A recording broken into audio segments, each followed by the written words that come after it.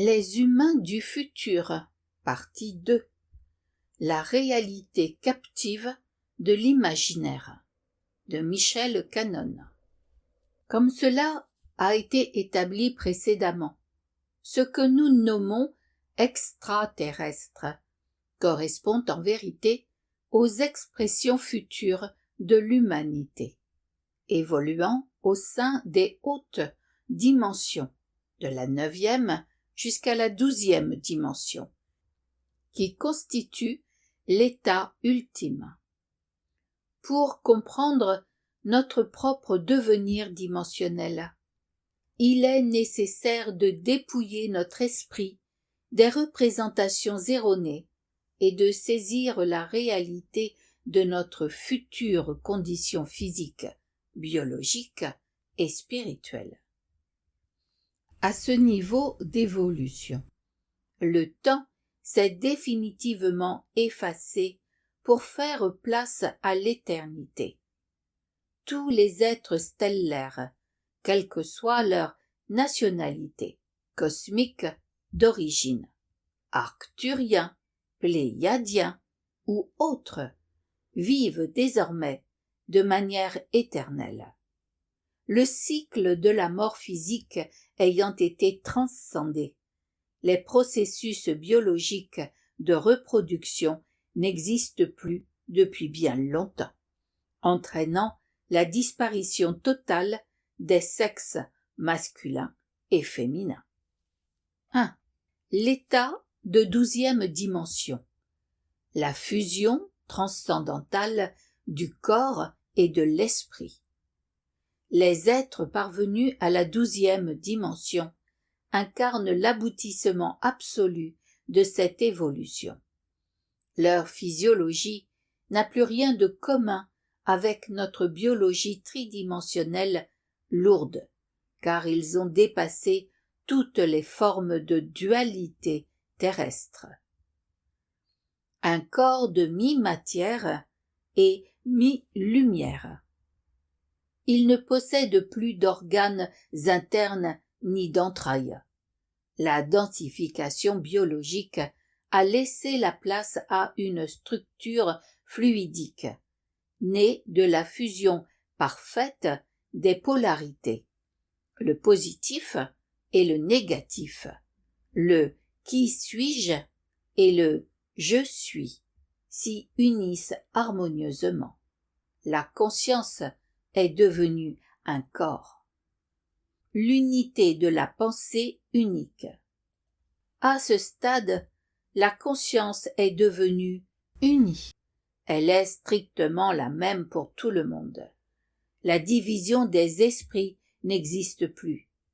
Tous partagent et vibrent instantanément à la même pensée, au même moment. Le silence sacré. Dépourvu d'organes vocaux, ils n'utilisent plus la parole physique devenue obsolète. La communion s'effectue par pure résonance de conscience à conscience, dans une communion immédiate et totale. 2. Au-delà des mythes, la véritable apparence stellaire. L'apparence physique de ces versions futures de nous-mêmes demeure pour l'instant invisible à nos yeux, bien qu'elle se rapproche fondamentalement de notre essence épurée. La loi universelle reste immuable.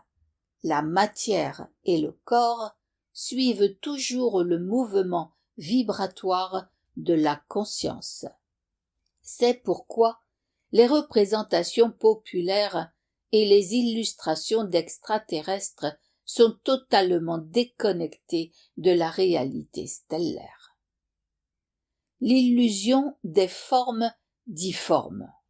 Les créatures dotées d'yeux surdimensionnés, de têtes macrocéphales ou de longs membres filiformes sont des constructions de l'esprit. Le mythe des êtres de lumière en uniforme. Les visions d'êtres blonds à l'allure humaine parfaite, vêtus de costumes ou d'uniformes galactiques, relève de la projection anthropomorphique. La dissolution du bestiaire négatif. Les formes insectoïdes, animaloïdes, ainsi que les figures sombres du bestiaire mental, reptiliens, dracos, archontes, n'ont aucune consistance objective. Elles n'existent pas. 3. Les limites de la perception humaine et du mental. Tant que l'humanité restera prisonnière de ses propres constructions imaginaires, la fréquence extrêmement élevée de notre alter ego du futur les rendra totalement imperceptibles sur Terre. L'imaginaire humain actuel tente d'enjamber une réalité qu'il n'est pas encore en mesure de voir ou de supporter vibratoirement. L'inutilité des appels collectifs. Les êtres stellaires ne répondent pas et ne se manifestent jamais lors des assemblements organisés par le mental humain pour les accueillir, car ils ne nous sont pas encore totalement accessibles. Le piège du ressenti psychique.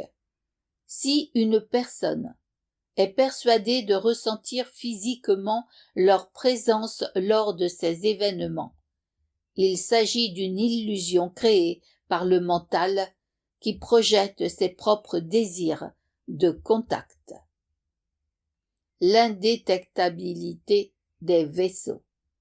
Leurs véhicules de conscience ne naviguent pas dans notre espace tridimensionnel et demeurent rigoureusement indétectables par nos technologies matérielles. 4. La vérité sur les programmes spatiaux secrets. Ces révélations peuvent bousculer ou décevoir de nombreuses personnes. Mais la rigueur spirituelle exige de dire que les récits concernant de prétendus programmes spatiaux secrets relèvent de la même mécanique imaginaire. Personne n'a jamais voyagé dans l'espace physique dans le cadre de missions militaires ou d'explorations secrètes. Cependant, ce narratif remplit une fonction précise et positive dans le grand plan d'éveil. La fonction pédagogique du mythe. Les personnes qui partagent ces récits de voyages spatiaux ont une utilité transitoire. Elles agissent comme des déclencheurs, permettant d'ouvrir l'esprit de ceux qui refusaient jusqu'alors d'envisager la réalité d'une vie au-delà de la Terre. Il est désormais temps pour l'humanité de franchir un cap. Il convient de quitter cet unique aspect folklorique, souvent peuplé de peurs et de chimères, pour s'élever vers le stade suivant, la compréhension pure de la réalité stellaire, qui n'est autre que la reconnaissance de notre propre divinité future. Michel Cannon.